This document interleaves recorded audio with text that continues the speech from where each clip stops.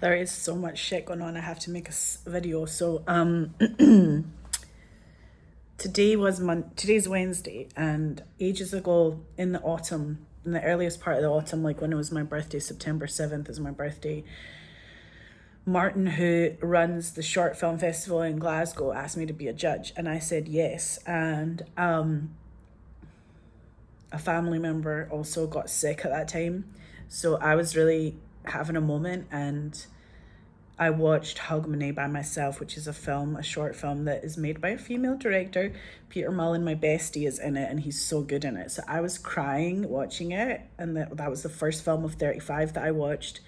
I watched films from all over the world. It's such a good festival. The Glasgow Short Film Festival is at the Grosvenor Cinema tonight, opening night, and I'm going. Tara Jade Polka did my makeup. How come? She's the best makeup artist in the world. I'm related to the best makeup artist in the world. She's my niece. I can't believe that she exists on this planet, because look at this makeup. Like, okay, I'll show you in the light. Like, she, look in the light. Like, look.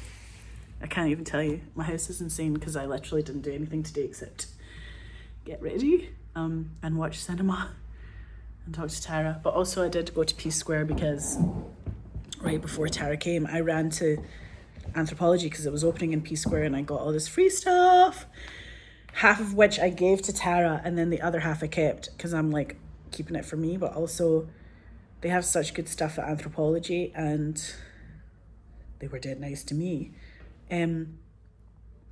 So I have to kind of like put my layers on here because I'm going to be talking on this video about the films. I watched 35 films as a judge for the Glasgow Shorts Film Festival. It's so nice.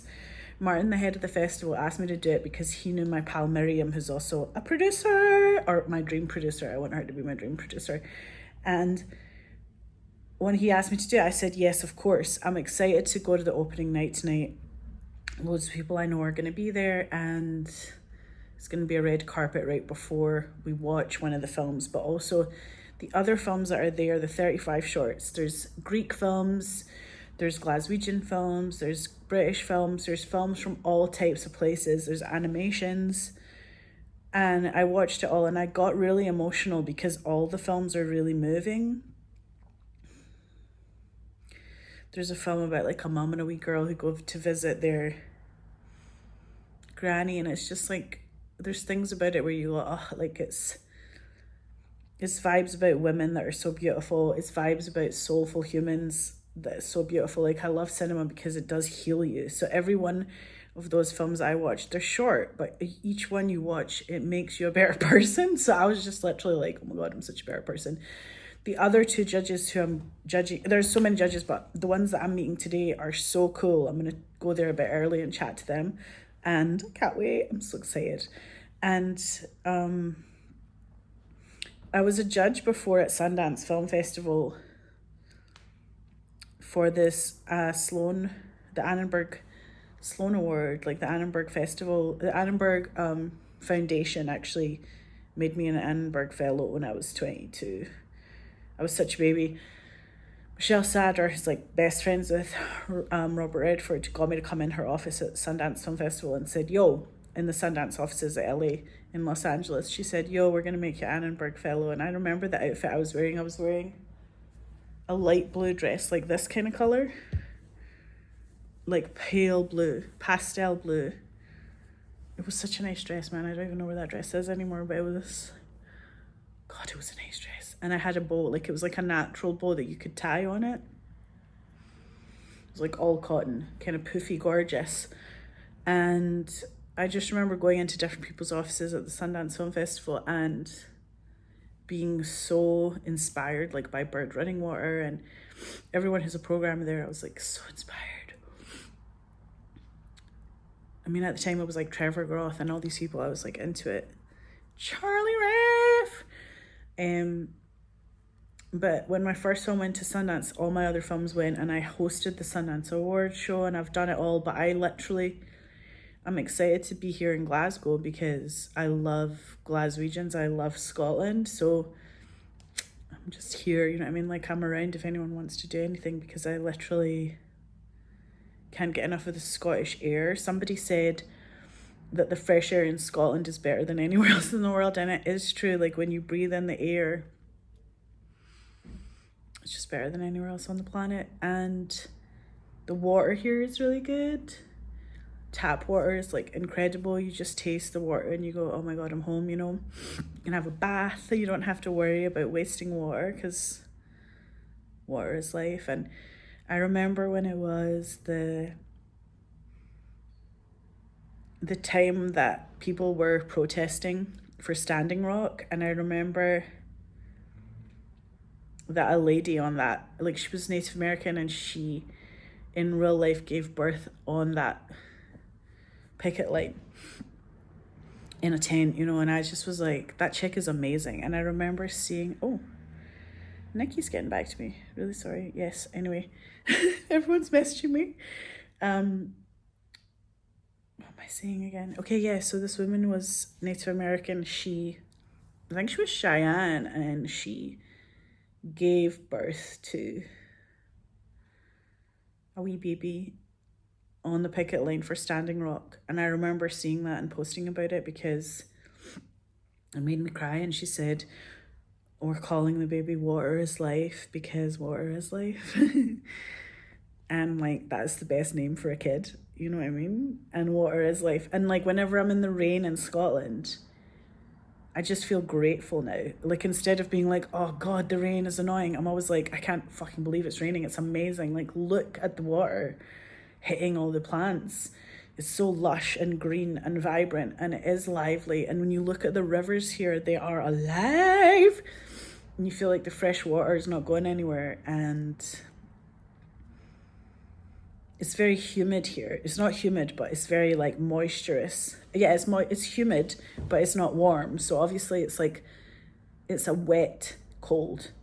And other parts of the world, there's a dry cold. And other parts of the world, there's obviously a dry heat. Like desert in LA, California is a dry heat, but it's dry. And in Los Angeles, I would wash my hair and walk outside, and it would be so dry, like my hair would dry instantly, that I didn't even have to blow dry my hair. Then what would happen in Glasgow is, if you go outside in Glasgow with wet hair in the summertime, in the winter you're basically dead if you do that. That will kill you. It'll be hypothermia. You can't even walk a block with that issue. Wet hair outside in Glasgow is like, no, because then you get even colder, so you can't do it. And then even if you have a wet patch of hair or a wet part of your clothing, you have to like dry it with a hairdryer, because like, I've blown dry my whole body in the winter in Glasgow. I get my Dyson hairdryer and I just blow dry parts of my body because it's so cold here. But I don't give a shit. I'm like, I love it. I don't care, because it's worth it. But I don't know, there's something about it where you go, I was born here, so I belong here. And Glenn Powell, who was at the HDSA event with me 2019, the year that we raised like $400,000, we raised so much money for Huntington's disease that year. Like, we kept raising 100,000 and then 100,000 plus more, and then 200,000, and then that year we raised 400, and we were like, this is mental, because it was almost up to $500,000. And that was a year I was with Glenn Powell at the event, showing him around and also telling him about Huntington's disease. And also, that was before Top Gun and all this shit, so I was just like chatting to him about his life. And he just recently said that working in Glasgow was a blessing because of this people here. And I was like, yes, because those are my people. They chat, they have banter, they like take the piss out of each other. The grannies are smarter. Like, the grannies are better comedians than half the people you'll find in other nations. Like, a granny, like, you throw a stone at a granny in Glasgow is going to tell you like something funny that you can't get anywhere else. And also, I don't know, there's people who are just like dressed well. Everybody's just like dressed well now. Like, I feel like I brought activewear and Ugg boots, like soft boots and activewear. I brought that to Glasgow. Like, I was the first person to ever wear yoga pants in yoga trousers in Scotland. Like, I can tell you that for free, because people would be like, what the fuck is that? Like, it's not a joggy bottom. Like, what is that? It's not a kappa suit. Like, people are like, what the fuck is she doing? And I was just like, that's my style. That's what I did like 25 years ago, 35 years ago. I did that. Like, I rocked that look, and Mary Hill would like walk around pure in my Ugg boots, like, don't fuck with me. And also, people were like, what is she wearing? Like, why is she wearing that? And then I remember seeing in a pub in Maryhill, a guy had a duffel coat, and I was like, where'd you get your duffel coat, man? Like, that is so fancy.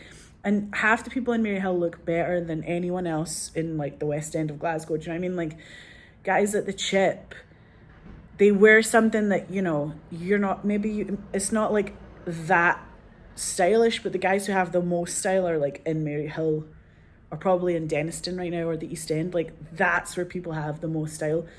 I also remember people who have the most books in their flats were in the East End and in Maryhill. Like I remember that, like working class areas where I've been, it's people's flats, they just have like better shit in there. Like they're more educated. I was like, what the fuck is this amount of shit you've got? And it's like everybody, like every book that there ever was, and I'm like, oh my god, this is so good. But all the books that you should be reading, you know what I mean? Not the shit that is just there because it's an encyclopedia or something. Like the quality books, you know, like Emile Zola, or like everyone has got like Shakespeare, and you're just like, what the fuck? Like the incomplete works of Shakespeare, like in a flat in Maryhill, and you're just looking at it going, this is nice. And then people having fashion sense in working class areas is more real than, you saw that in New York as well. Like the working class areas had better gear on. They looked smarter than places that are not working class. Like the fancy areas in New York as well, people just like dress in tracksuits and shit, and you're just like, what's going on here? Do you know what I mean? But I remember also having like flats in New York, or having heels, and always having wee socks and whatever with them, because you always had to walk fucking everywhere in New York. So even if you've got a heel, you have to have a fucking slipper or like a sock with the heel. That was my vibe in New York, I remember, as I was there at Atlantic Theatre Company for so fucking long. And that was my first theatre company, and also it's the only time I had short hair in my life, where I had like a pixie cut. It was literally like short hair. And I had like my kilt from M&S, that was from my M&S that my granny bought me, my Polish babcia got me my M&S kilt when I was like 14 or 13, and I literally never took it off. Like I wore that everywhere in New York. Plus I had like, fucking leg warmers are so nice as well in the winter. That was my thing, leg warmers. And you could do that, you know what I mean? Like you could go see plays and just be cozy and warm. And I saw so much shit recently. Like I just saw so many things at the Citizens. I'm about to see more shit at the Citizens that I'm so excited about. The Beast is coming up. Beauty and the Beast is coming up in December. That'll be good. And I can't wait for that. And the people that I know that are in it are so good. Somebody that I knew, like an old granny that I knew, said to me about Beauty and the Beast that she felt traumatized by that story. And I was like, what do you mean? And she was like, just the ending. And I was like, what do you mean? And she said that she read it as a kid and loved it and was so into it and was watching every version of it, you know, and saw every aspect of it. But the part that she didn't like was the end. And I was like, why didn't you like the end? She said, because she doesn't like it when the Beast turns into Prince Charming, because she loved the Beast more and had already fallen in love with the Beast and wanted the Beast to stay forever. And I was like, what a fucking class lady to say something like that. Like, what a soulful point of view. And to say it's not about Prince Charming, but it's about like this falling in love with the soul of a person, and actually like the story being that you can actually keep that dude around, keep the hairy guy around who's like an animal. That's okay, keep him around. I think that's a good message. Instead of like he turns into some handsome stranger at the end, but you're like, who the fuck is this Prince Charming dick fuck? Like, we don't know who he is. We don't know him around here. The other thing was that I like the idea that there's going to be some kind of new version that the Citizens Theatre do of the Beauty and the Beast. It's going to be a modern version of it. Can't wait. Some of the characters have gone, I think, so that's cool. We'll just like focus on Beauty and the Beast. I'm excited because I got so much stuff for Christmas already, because I am that way. Like, I got a Christmas tree. My mum came up to the flat and said, Mariana, you know, you need to get a Christmas tree. And I was like, no, I've got like a little one, this gold thing, like I'll use the one I had last year. And my mum was like, that's shit. My mum Basha Palka was like, that is shit. She didn't say that shit because she doesn't say that, but she was like, no, get an actual one, get a proper one. And I was like, okay. And I was like, I'll order like a pink fake one. I think I said this already. And my mom was like, okay. And then what I did is I went online and just ordered a real one, because I was like, what the fuck, man, I'll just get a real one. I'd rather clean up the little like needles every time that like it breathes. I'll do that. I don't care. I'd rather do that and be in a Nancy Myers film than have a plastic one that I have to put in my fucking attic, you know? I don't want to have a plastic one that I have to put in my attic and bring down every year. I'd rather just get a real one. And my friend Jennifer Masoni, honk honk, somebody's after me. My friend Jennifer Masoni sent me a link about like trees that you can get that you can replant. They go back to the ground so you don't chuck them away. Oh my God, I can't even touch my face. Tara Jane told me not to touch it. Even if it's itchy, you can't scratch your makeup off. It's not that itchy. But I was just laughing with Jennifer Masoni because I remember her saying there's a way that you can recycle the trees. So maybe we'll do that. But also, I'm just excited because I feel like this Christmas is going to be good. Marlo, my dog's going to come probably to our big family event. Like, I decided to, instead of cooking for everyone this year at my place, because it's kind of my turn, I kind of vibed that it was my turn, and I kind of said to everyone, look, instead of me cooking and having to do the washing up and all that, like, let's all just go to a restaurant where we can all just like have the kids run around, everyone just chill out, everyone relax, nobody has to do dishes, no one has to have a panic attack, and we can all just chill out. Because it's never an uneventful Christmas. Like, there's usually some drama that happens or something crazy going on.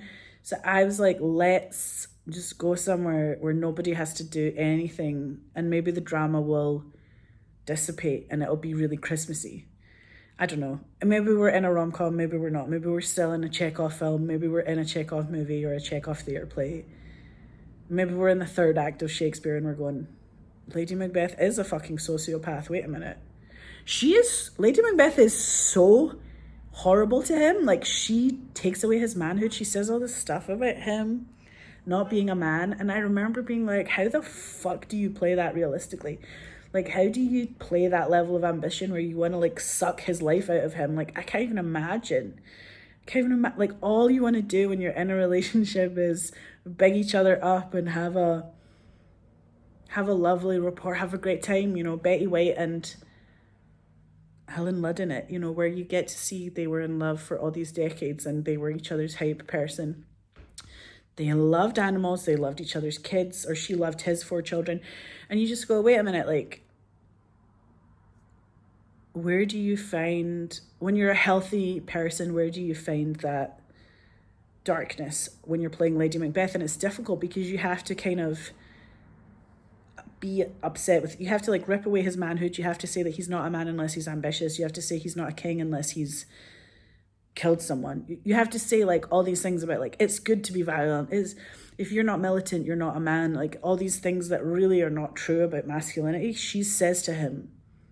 She says all these lies to him about masculinity, and then he believes her and runs away thinking the only way he'll be a king or a man is if he murders this guy. So the idea that some lady could be so twisted, and I remember talking to a mate about it and thinking, what is it about Lady Macbeth? And if she's been completely shafted before in her life, then it makes sense. Like, if she's got no other option other than to be that way, then I think you can play the character realistically.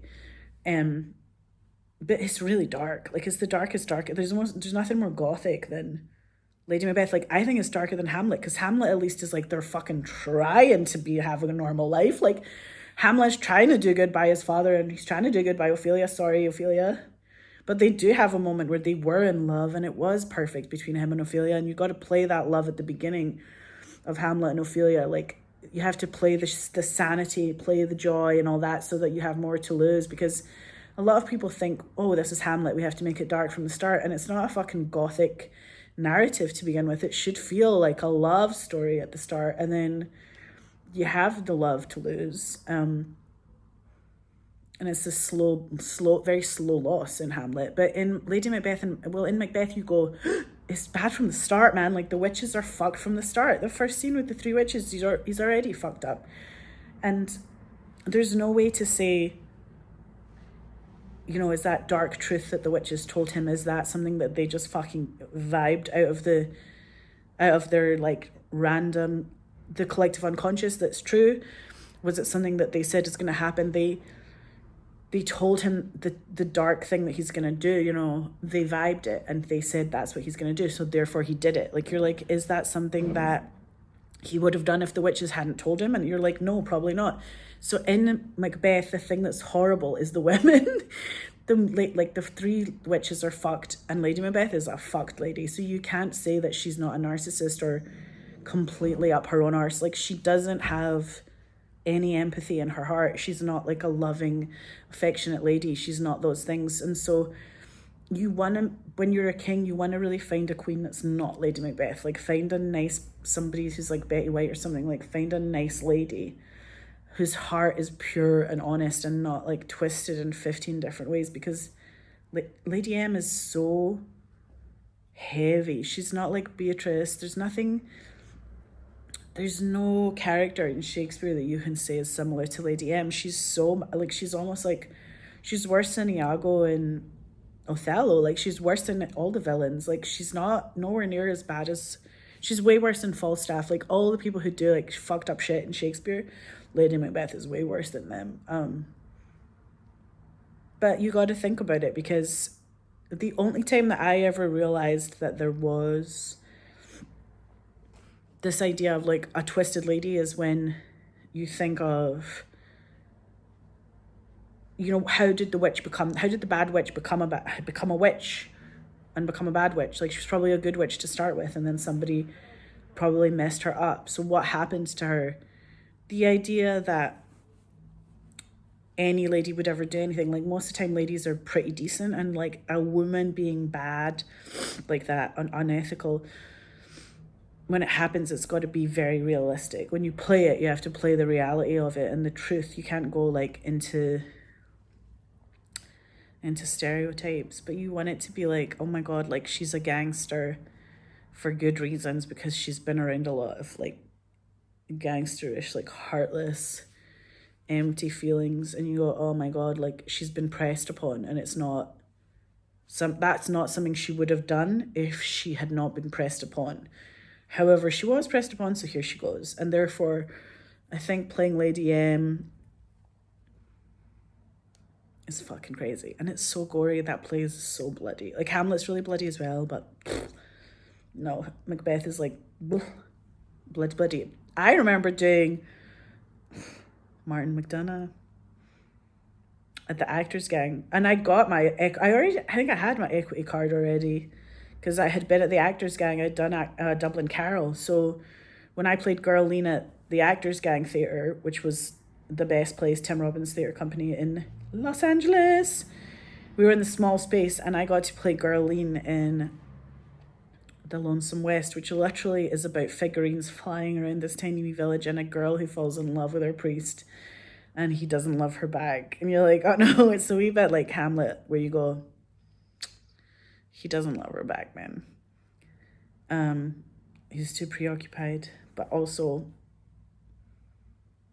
I was dicked off when I played that character. I was so pissed off that you don't get that love for Girline. You don't get the love returned from her, because obviously her priest can't be with her because he's a priest and he doesn't like her, and she's fucking, you know what I mean? Basically to him she's a child, but she's 16, but to herself she feels like an adult, but to the priest she's an infant, basically. So it's like, why would he would never consider that, do you know what I mean? So it's like so normal that she would be rejected by him, but also like it's her whole heart on the table that she's putting there when she says that she likes him.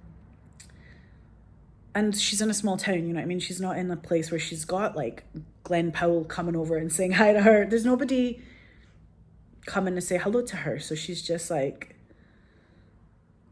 she falls for her priest because that's the only option she has in this tiny wee town. And people who play Girline, I think, understand that fact. And when I played her, that's what I played, is I played like her love, her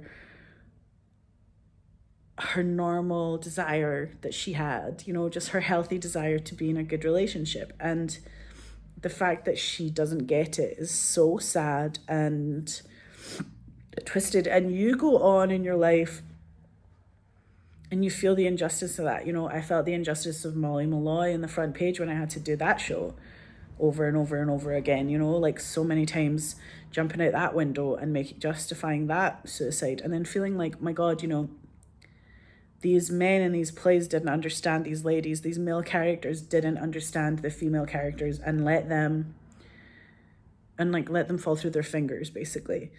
So you have that feeling where you go, oh my God, what a great group of people in these plays that played these roles, and what great characters. And oh my God, like, Martin McDonagh's writing was so good. To play Gurleen was like a joy. And then also everyone I knew came to see it. My mum came to see it, and she was sitting in the front row, and I think people cried. Like, it made grown men cry, it made my mum cry, like everyone cried. And then my mum like took the poster with her from Los Angeles. She took the Lonesome West poster with her to her house and just like kept it up, because it's like in the hallway, and she's like, there is no play better than this for her. From her perspective, she loved Gurleen so much, and the way I played Gurleen was very joyful, so you don't realize how dark it gets. And then the sad thing is that playing those roles on stage, you go, oh my God, like, I can't wait to do a newer version of that version of those characters. You know, there's so many good plays out there, but like, I really like Beauty Queen of Leenane, because you're going, oh my God, that's the first show I really saw like posters of at the Atlantic Theatre Company, and I remember being like, that is the pinnacle play. Like, you want to play the woman in that who's literally a middle-aged, and the guy who comes to her is a wee bit like Glass Menagerie, where you go, the gentleman caller was a fucking dick, man. Like, he didn't come through for Laura. And so in Beauty Queen of Leenane, it's like set in Ireland, obviously, but you're going, she is a ball-busting, like, classy lady, like, ready to party, and hasn't been out because she's been a carer for her sick mother. And you're like, oh my God, here comes a man, and he isn't capable of holding on to her dreams or making her full dream come true. Which in this way, you think, oh my goodness, to have that slip through, to have a man slip through the fingers again, and have a male character not understand the female character and leave. And you go, oh my God, like, the tragedy of that. It's a real deal tragedy. And you think, you want to just play these characters. Because again, you go, wow, there's also a place of the rom-com where you're like, that happens, and it's all these ups and downs, but we're actually in Much Ado About Nothing, and we're happy, and it happens to be Beatrice and Benedict, and there you go. It happens to be a modern version of that, and maybe it's The Holiday, maybe it's all the other Nancy Meyers films where the lady and guy do to get together, and you go, oh my God, they were debating, but now they're together because they earned each other's hearts. And you go, they can end up together in the end. And the point of rom-com, or the point of a romance, is that idea that the darkness will be assuaged, the demons will be blighted. You'll destroy those demons if you can love each other. This idea that love heals all, and actually if you stick around and it's one woman and one man, you can really have something that it's 1 + 1 = infinity. That's what we like to see a lot in cinema. I think when it's done very genuinely, you can think, oh my God, everyone's messaging me.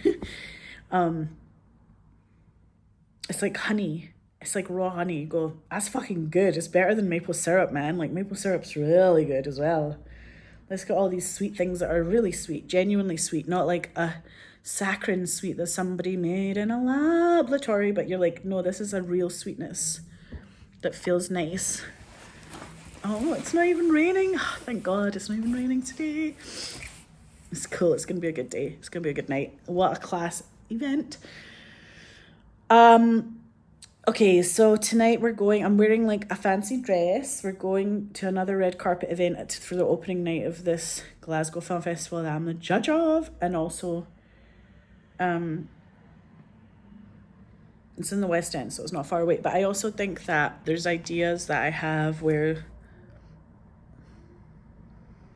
the one I'm doing next is called RAD DADS, and it's a comedy. RAD DADS is it's like a comedy, a love story for Glasgow, but it's also about men and women, a story for men and women, because there's a lot of films out there that are like, oh, there's a guy who can't change a nappy, or there's a lady who's a bad mum, and this idea that bad parents are funny or something isn't actually true. It just belittles us all, and I don't actually know anyone who's that bad of a parent.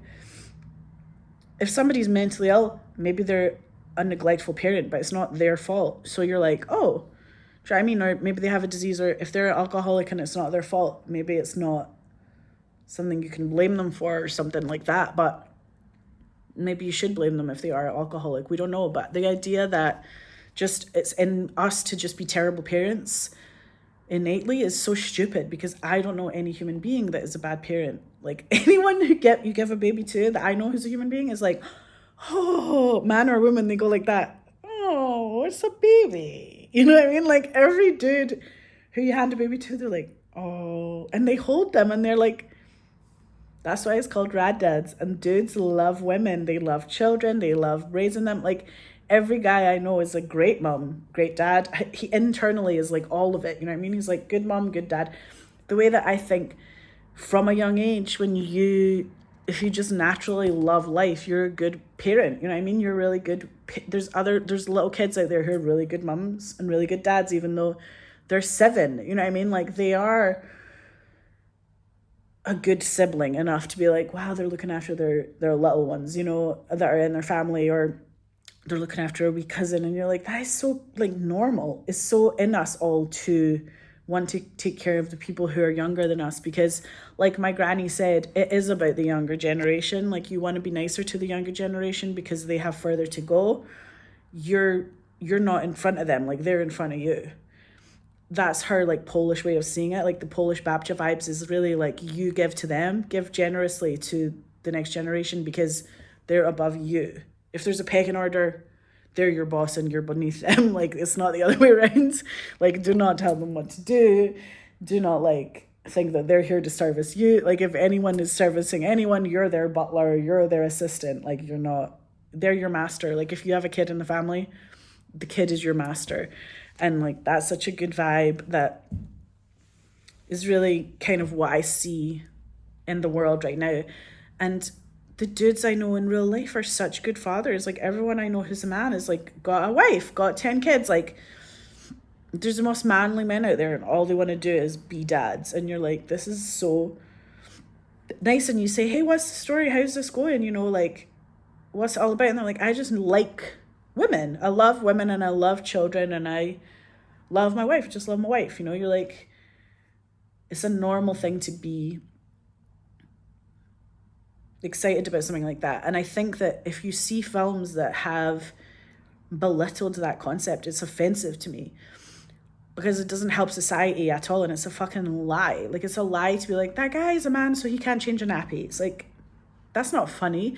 It's not funny if a man can't change a diaper. Like, that's the most easy thing to do, to change a diaper or a nappy. Like, it's not rocket science. No one is confused about that. Do you know what I mean?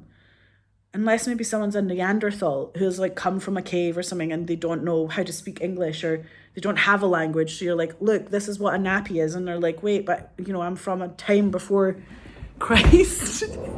I'm from a time before anyone else. And I'm literally, this is my chair that I've got. It's my Nancy Smiley's chair that I push towards all the other bits that I've got going on here.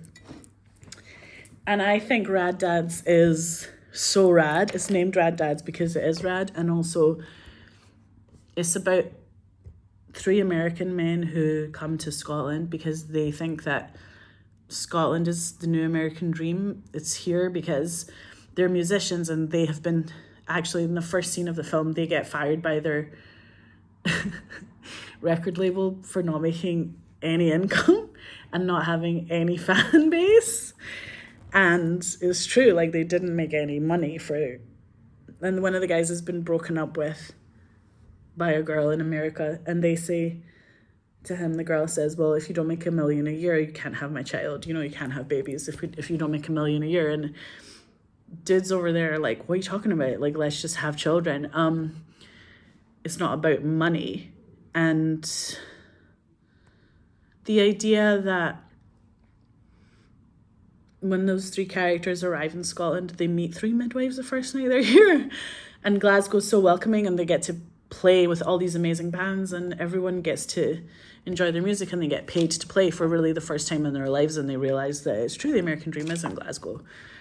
If you're a musician, it's true. Oh my God, sorry, sick coffee. I finished my drink. I finished my decaf. And I actually just have to drink water now.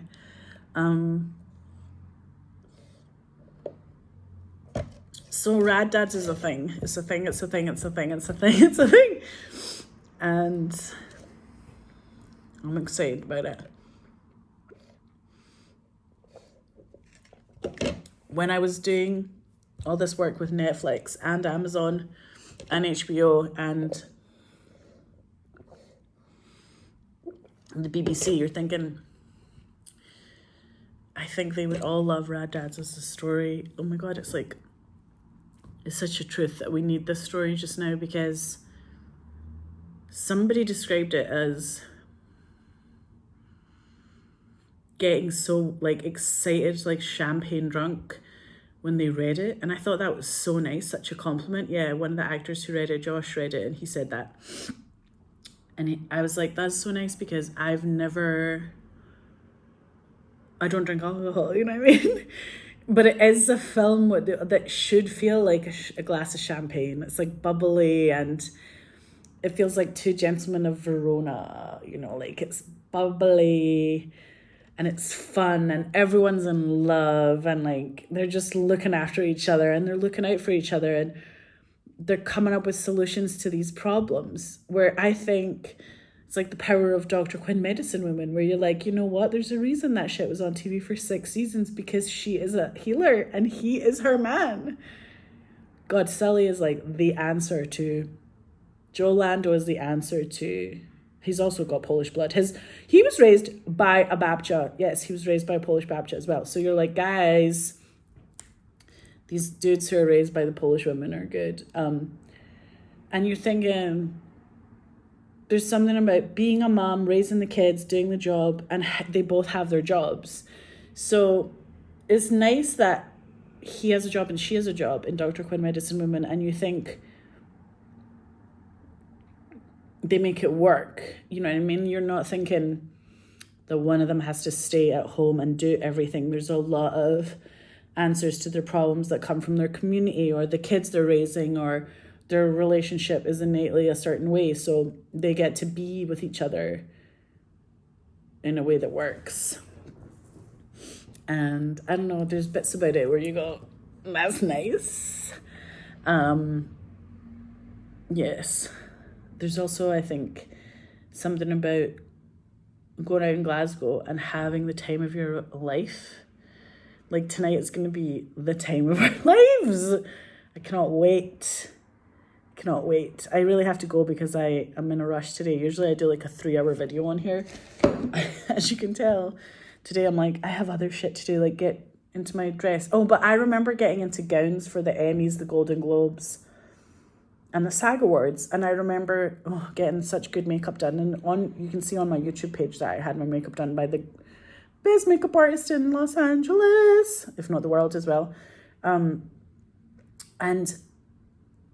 the other thing that I thought was really interesting was that I started my career on the red carpet wearing pajamas. Like I'd be like telling my mates, no, I'm wearing pajamas on the red carpet, because I just wanted to be taken seriously as an actress or a director. I want to be taken seriously as a director. So if I wore a dress, I thought they'd be like not taking me seriously. So I definitely didn't wear makeup, and I would just like stand there, and it wasn't that I wasn't smiling, because I would smile because I was happy, but I was definitely, as an artist, taking the whole thing seriously. And when you come up in Glasgow, a lot of people are like, just be your artistic self, you know what I mean? Like the music here in Glasgow is so punk rock and free, and you're kind of like, it's not nihilist punk rock, it's I Love You Forever punk rock, the same way that Poland had I Love You Forever punk rock in the 80s, when in London, you know, the Sex Pistols were saying, like, we hate everything and fuck everyone and fuck the lady that I'm with, but also fuck the Queen. And you're like, oh, what about the love that's real in your heart forever? Did you ever think about that? Like, there's a punk rock in Glasgow that exists where it's like guys and ladies together and they're all like revering each other, and you're going, okay, that's like totally different than the negative stuff that's out there. Because there's negative punk and positive punk, just like there's negative movies and positive movies. Like, there's so much out there artistically, and you want to, like, as a young person when I was 20, I really had like a chip on my shoulder about all that stuff, and I took it all so seriously. So I wasn't going to stand on a red carpet wearing a gown at the age of 20. But I could do it when I was older, because when I got on the Glow Girls, I was like, hello. I've even got a glow. What is that? A bum bag? It's a fanny pack. In America, it's a fanny pack, guys. Catch up. That means, like, it doesn't, fanny in Glasgow means something else. This is a fanny pack from Glow. And I have my Netflix bag. I was like stuff that I used to carry my shoes in for Glow, my wee trainers.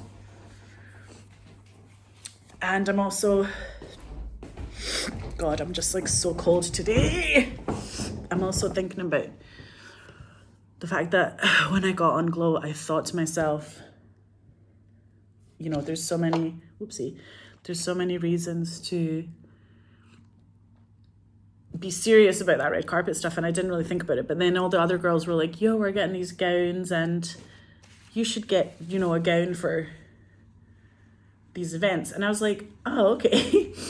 And we had a budget, you know, like Ted Sarandos gave us a budget for dresses and stuff. So I got a lot of dresses from Madame Adassa, who's literally this Jamaican genius lady who does a lot of couture gowning.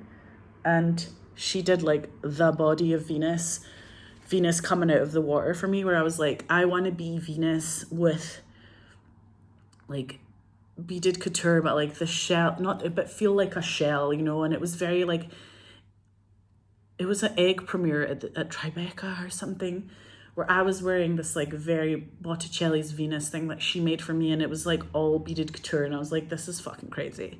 Like, that was the first time where I realized that it could be art that you're doing on the red carpet. It didn't have to be cheesy or like not artistic. And then I was also kind of like, hey, Madame Adassa, like, make me this other thing. So she made me like the blue dress that I had. I looked like a butterfly, but I also had, it was like blue satin. So I felt like Queen Victoria, like young Victoria, like when she's meeting Albert, going, oh my God, Albert, thank you. Yes, you can come to my house with your dogs. And yes, bring your whole family. It's fine, yeah. But also, what do you want to do tonight? I feel like Prince Albert and Queen Victoria would have been like, let's Netflix and chill, man. Let's just go, you know, watch something deep. Let's go deep. Let's watch some good shit. The idea that you could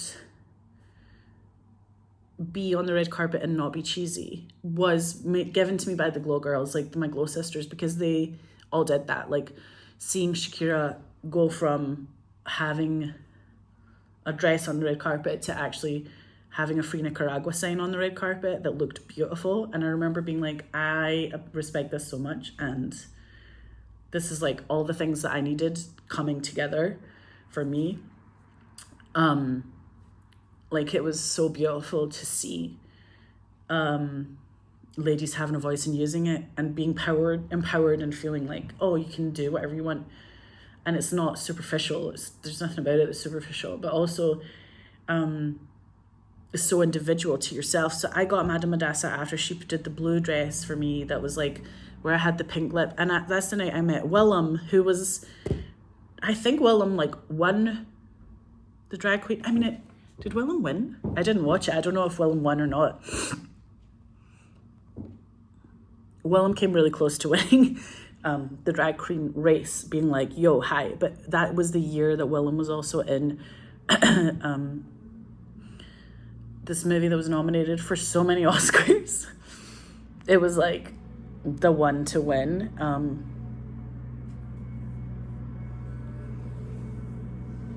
There's a tractor on my street. Willem said to me on the red carpet, hey, I just want you to know you're the best dressed tonight. And there was thousands of people there, and I was like, oh my God, because I was on the red carpet on TV and Willem was behind talking about something in my and had a microphone in my face. I was like, oh my God.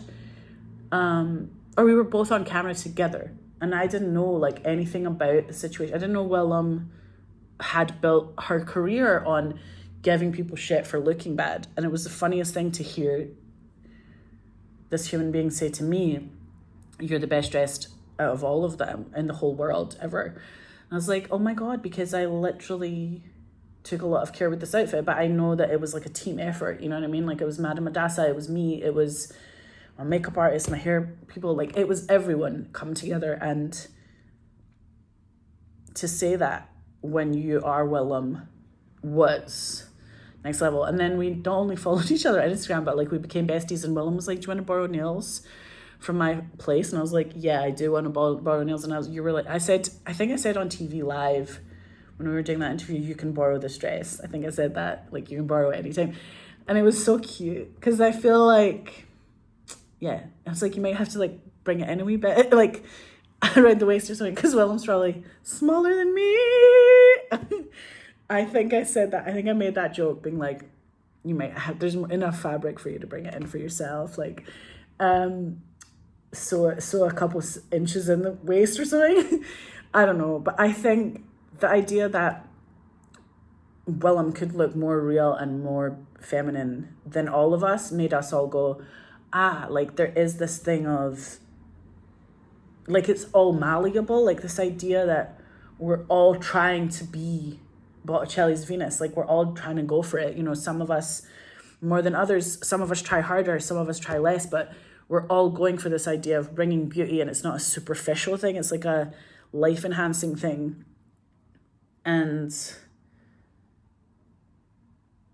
sometimes it's for ourselves, sometimes it's for our friends, our lady friends, sometimes it's for our dude friends, sometimes it's for like our husband, sometimes it's for the world, sometimes it's for our country, like whatever. Sometimes it's to free our country, sometimes it's for freedom. But you're going, yo, the idea is it's all there for the taking. And I also remember going to the SAG Awards in that like very green, dark green dress.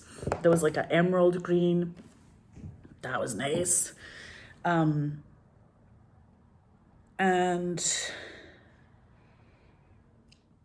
those ideas to run the world with at that time that we were all just like running with. And I remember thinking, that's why it's not superficial to get dressed up for the red carpet. And that's why today I'm not gonna, and I never complained about it again, because, you know, it's not easy for like all of the girls on Glow to like get their shit together. It takes hours to get ready, you know? So I was like laughing about it. And also the other thing I did with Willem was we kind of became best friends, and I was like, yo, you can be in collection. And Willem was in collection and came to Alabama for a day, and I was like in love with this human, just like, what a soul, what a soul, what a soul. Knew all the lines, rocked the scene. Like, we kissed each other. I was like, this is my dream to direct you in collection. And introduced Alex Pettifer and said, look, this is my bestie Willem. And I think it was the second thing after the Bradley Cooper film that Willem had done before. I think Willem had done the Bradley Cooper film and then did collection a few years later, maybe a year after that. It wasn't long after that, but it was nice to like bring all these themes together. And yeah, I said to Willem, if you're gonna like be in this scene, how do you want to be? And honestly, like, they just did what they wanted to do, and I was happy. And it was so exciting to be able to put somebody in a movie that's not like someone who's trans, but who's not like dressed up at that time. Someone who's like low-key doing their job, doing their like manual labor job, which is a cook in the back of a kitchen. And it's this really epic scene where we go from Alex Pettifer talking about like the dessert they're gonna get to, which is also good dialogue, to through the like the waitress hair takes us through her shoulders. Like in cinema, you're always filming the shoulders and the neck of behind people, and that's how you know this is their dream or dreaming from their point of view. Like the dream is theirs, or our dream is their neck, and we are their neck, and that is our neck, kind of thing. Like it is our dream, or we are their subconscious. So when you go through the kitchen, then you land on Willem, who's like talking about all this scary stuff and being put upon, and doesn't want to have to pay this debt that every American has that's scary. Like everyone in the States has this, everyone in the world has like a credit card debt, and you're just like, oh, it's scary, scary, scary. And that's what collection is about, because it's the bad guys who are coming to collect it, and they're going to use that debt against themselves and the world. Collection is so epic. I got to wear a gold dress in that film that was royal gold. That dress had its own, it didn't have its own like security plane, but it was like so designer that I had to give it back after because it was so fancy, worth so much, maybe worth more than any budget of any film I've ever done, because it was so much money. And then also I looked really nice in that scene though, because I had to look good. So if you want to know the best that I've ever looked in film, it's Collection, when I have that gold dress on, because I am chatting to Alex at the bar and going, hi, how are you? I haven't seen you for a while, blah, blah. And I don't know why I looked so clean. I looked squeaky clean that day. I don't know, maybe I had a bath or something. To go from, I'm the artist chick, like, don't mess with me, I'm a director, I don't want to, like, be seen as superficial, to like cut to like I'm sitting with Alex at the bar, gold dress, worth more than anyone's, worth more than all of our houses, like just sitting there with a blow dry from heaven. I don't know what I think the hair and makeup people were so happy to do my hair that day. They were like, this is so weird, we're doing the hair of the director. And I can remember it just being like, this is gonna be funny.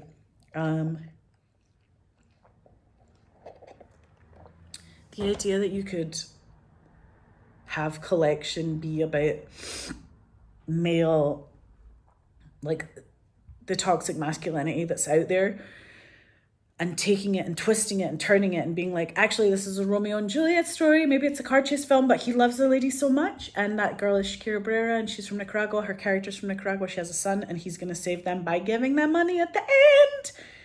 And like, Juliet survives. Like, she's the Juliet of the story. Her name's Christina, and her character's called Christina in the story, but Brandon's character, I mean, like, Brandon is the character that Alex Pettiford plays, and the two of them are like Romeo and Juliet, but like Juliet lives at the end.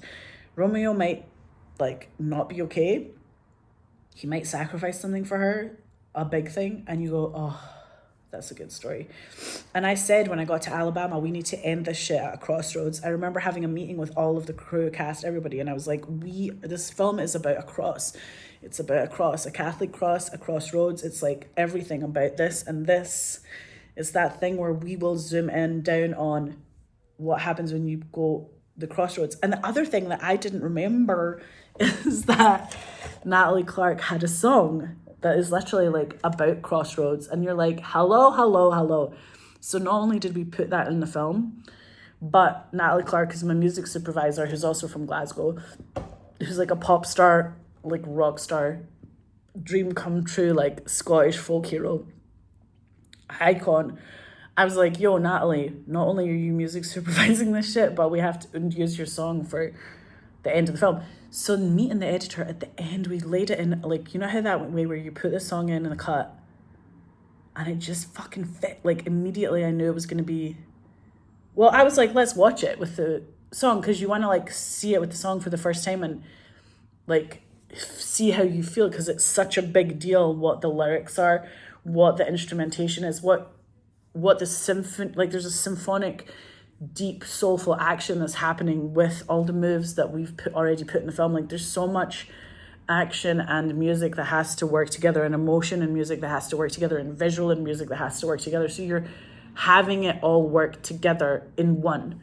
And it's like this thing that becomes complex. It becomes not complicated, just beautiful. And you go, here we go. Like, but sometimes you have to be like, let's move the song like 3 like lines over, like dialogue wise or like lyric wise, or let's move it for this reason because of the music or because the action. Like, there's so many reasons you would move the song around. Of course, there's 1,000 reasons why you would, and you're not necessarily used to just like putting it in and it working. And what happened is, where we put it in, it just fucking worked. And we were like crying, we were in bits. The editor was like on the floor crying. I was crying. I was like this with my tissues. I was just like, oh my God, ruining my makeup that day.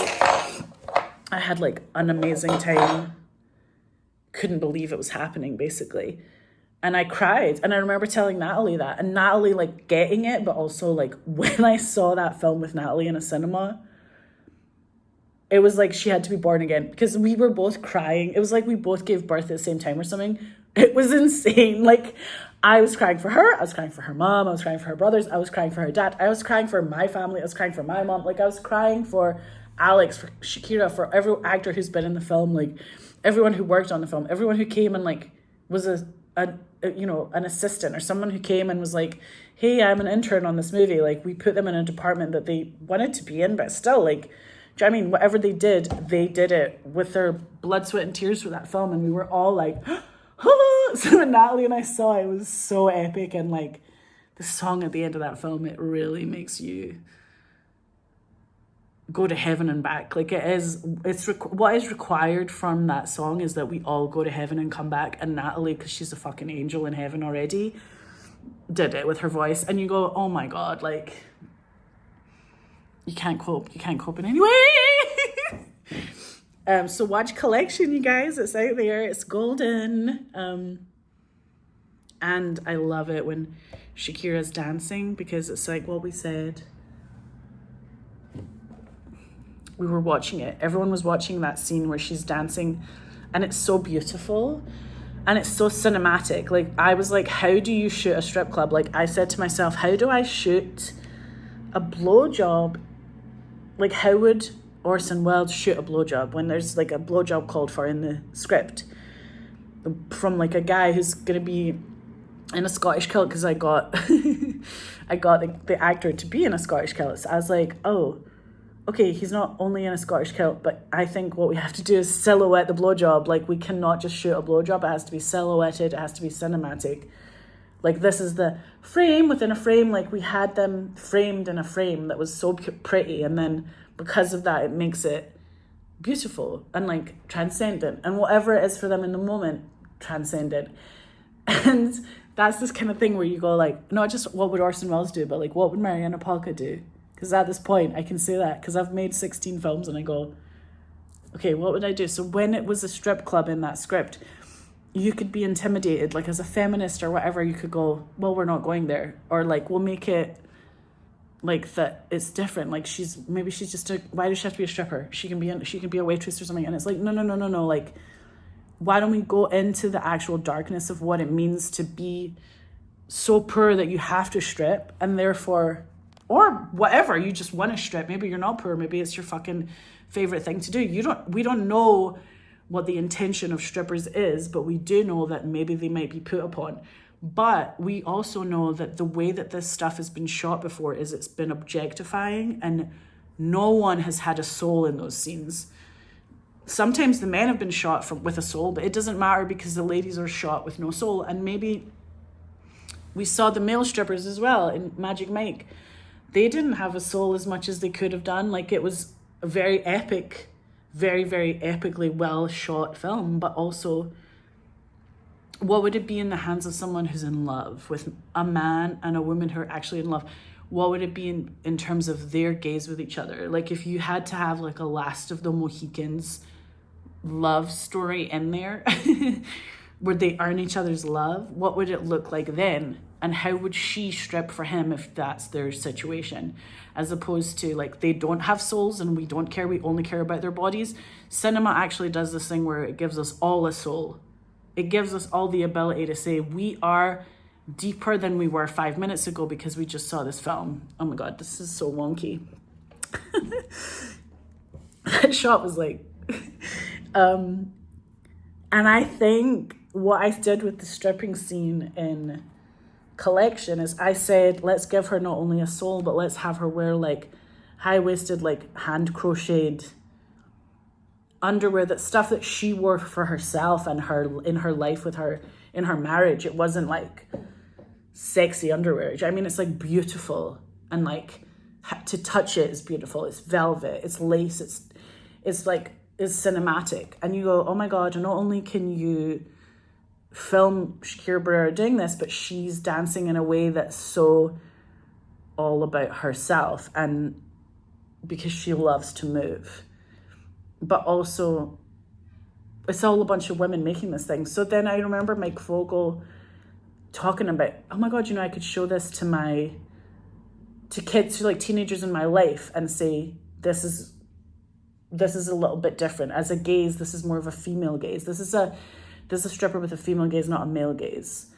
And what we say, it's not that male is bad, because male is not bad. Male is good. Like, positive masculinity is amazing. But if it's negative gaze, it's more of a negative male gaze, that you could say, rather than a positive female gaze. So what we did with Collection is a positive female gaze, and you got to say like, yo, here's what it's like if they are falling in love at this moment. And it's soulful. And my costume designer, Tora, said to me, Mariana, the reason why that is such a beautiful thing, and it's so radical, and we've changed everybody's life, and we've like just changed America, and we've changed what it means to be a man and a woman, what it means to be like a dancer in cinema, like all these things where we just like radicalized. What we brought today is, she said, you brought this energy today that was and has a result of us, instead of us, we've seen so many times strippers before, and we want to look away. Everyone wants to look away because it's so like disgusting and not engaging, and like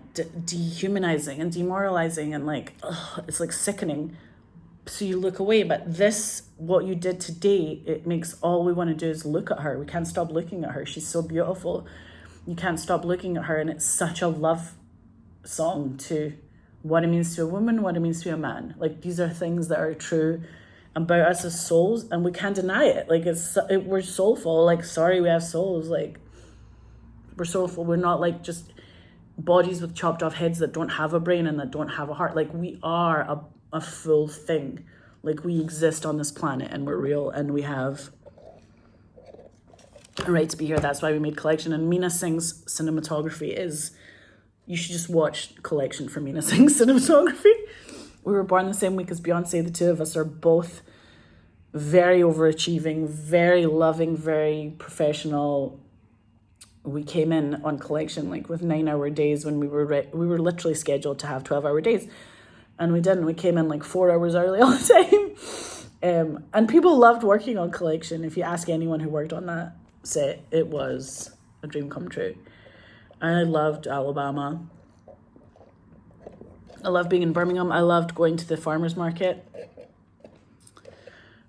Like the Pepper farmer's market. I loved the Stonehouse shop. I loved like everything. I loved the Pizzets. I loved going to dinner everywhere. I loved Automatic Seafood. I loved every shop in Alabama was so pretty. Like, I just loved going in there, and I was like, now I can redo my bathroom because of how beautiful Alabama is. Like, I redid a bathroom based off of how beautiful it was to just be standing in Alabama. And even Bessemer's gorgeous. Like, I loved being at the house there where we shot everything. We shot all of our scenes. Oh my God, Mike Vogel's character's mum's house was like so intense. Like, we shot so well.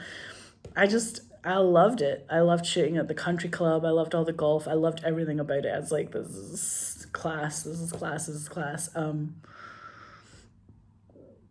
Yes, I also loved the kids. I thought they were really good. I loved acting with everybody. I loved Sally Levi's production design, because she and I got to like go to Bessemer and find this carpet that was going to work for Christina's house, for Christina's tiny wee flat. And I put my Bapja everywhere in that flat. Like in Christina's house, I put pictures of Bapja, pictures of my niece, pictures of everyone. Like, it was such a love story to my family and to Nicaragua. It was a love story as well to the Ken Loach film that I saw as a child growing up in Glasgow. I mean, I was a teenager, but like when Carla's song came out, I was like, you can't make a better film. Like, you just, we thought you couldn't make a better film at that time. And obviously then My Name is Joe Kim, and we're like, I see.